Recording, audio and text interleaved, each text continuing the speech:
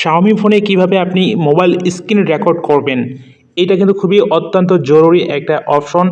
So বন্ধুরা দেখেন, এইখানে যে একটা ডিফল্টভাবে রেডমি যে কোনো সিরিজ হতে পারে 10 সিরিজ, 11, 12, 30, 40, এই প্রত্যেকটা সিরিজের মধ্যে স্ক্রিন রেকর্ড কিন্তু আপনি ডিফল্টভাবে সেটিং বা নোটিফিকেশন বারের মধ্যে পাবেন।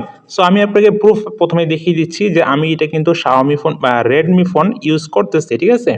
সো রেডমি ফোনের সেটিং দেখলেই আপনারা চিনতে পারছেন যে এটা কিন্তু রেডমি ফোন।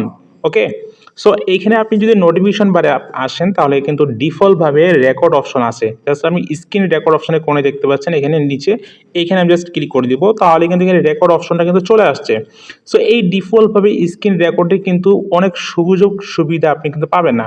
তার মধ্যে সবচেয়ে বড় অসুবিধা হলো, আমি দেখেন আমি স্ক্রিন রেকর্ডটা চালু করলাম, চালু হয়ে গেল, এই দেখেন স্ক্রিন রেকর্ড কিন্তু চলতেছে, কিন্তু আমি চাচ্ছি এখন ভিডিওটা একটু আটকিয়ে রাখতে, ঠিক আছে, মানে পোজ করে রাখতে, সেই অপশনটা কিন্তু নেই। এই জন্য আপনাকে সম্পূর্ণ ভিডিওটা কিন্তু একবারে ক্লোজ করে দিতে হবে। কন্টেন্ট ক্রিয়েট করেন বা গেমিং করেন, তাদের জন্য কিন্তু এটা অসুবিধা।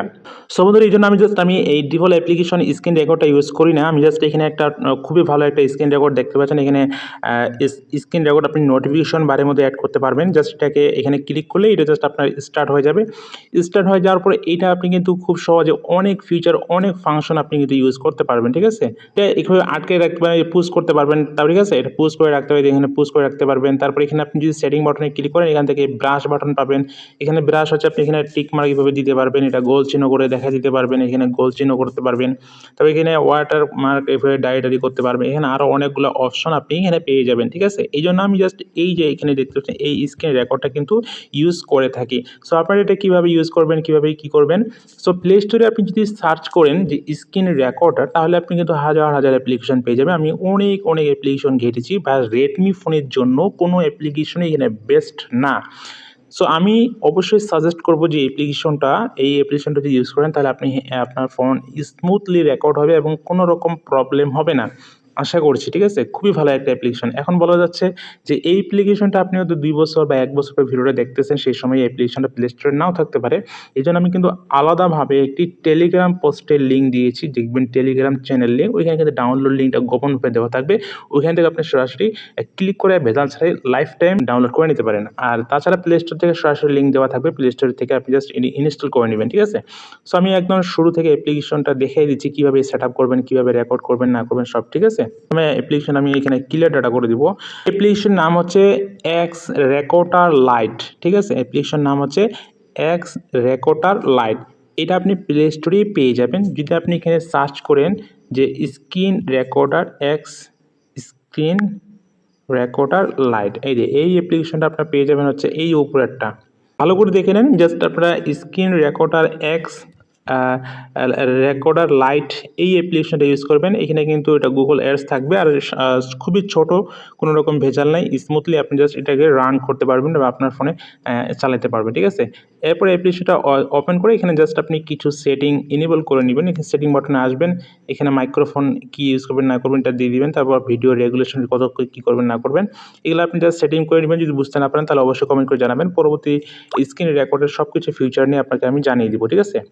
সো এইখানে যখন আপনার এটা সেট আপ করা হয়ে যাবে না, ধরুন আমি জাস্ট এটাকে যদি একদম প্রথমবারের মতো বা এটা যদি আমি ক্লিয়ার ডাটা করে দিই, তাহলে আপনি সব কিছু ইনফরমেশনটা খুব সহজে বুঝতে পারেন। আমি যদি এটাকে একদম ক্লিয়ার ডাটা করে দিলাম, মানে আমার ফোনে আর এই নোটিফিকেশন প্ল্যান বা এটা আপনি যদি এখান থেকে রিমুভ করে দিই, ঠিক আছে, মানে এটা আনইনস্টল করতে হবে, তাহলে রিমুভ হয়ে যাবে। তারপর আপনি নোটিফিকেশন বারের প্ল্যানে কীভাবে অ্যাড করবেন, নোটিফিকেশন প্ল্যান বারে অ্যাড করার জন্য উপরে দেখতে পাচ্ছেন নোটিফিকেশন বারটা টানবেন ডান দিক থেকে, উপরে একটা কলম আইকন দেখতে পাচ্ছেন, খাতা কলম, এখানে ক্লিক করে দিবেন, ঠিক আছে। এইখানে ক্লিক করার পরে দেখবেন যে আপনার স্ক্রিন রেকর্ড যে লাইটটা আছে না, এটা আপনার কিন্তু এইখানে চলে আসবে। এই যে নিচে দেখতে পাচ্ছেন যে এখানে প্লাস বাটন, দেখেন নিচে আপনার এখানে নোটিফিকেশন সবগুলো আছে, এখানে দেখবেন যে আপনার স্ক্রিন রেকর্ড নোটিফিকেশন বারের মধ্যে চলে আসবে যে এক্স রেকর্ডার লাইট। এখানে প্লাস বাটনে ক্লিক করবেন, তাহলে আপনার কিন্তু এক্স রেকর্ডারের উপরে চলে আসবে, এখানে উপরে চলে আসবে, ঠিক আছে। ওই এক্স রেকর্ডার লাইটে চলে আসবে। তারপর এটা আপনি জাস্ট মুভ করে আপনি সামনের পেজে বা কোথায় নিয়ে রাখতে চাচ্ছেন সেটা কিন্তু আপনি এখানে করতে পারবেন, নড়াই চড়াই রাখতে পারবেন, ঠিক আছে। সো আমার এখানে সামনের পেজে আসে নাই। সো আমি যদি এখানে বাম পাতে দেখি তাহলে দেখতে পাচ্ছেন এই যে উপরে আসছে এক্স রেকর্ডার লাইট। এটাকে যদি আমি আরেকটু সামনে নিয়ে যাই তাহলে কিন্তু আমি প্রথম হোম পেজে আমরা স্ক্রিন রেকর্ডটা দেখতে পাবো, ঠিক আছে।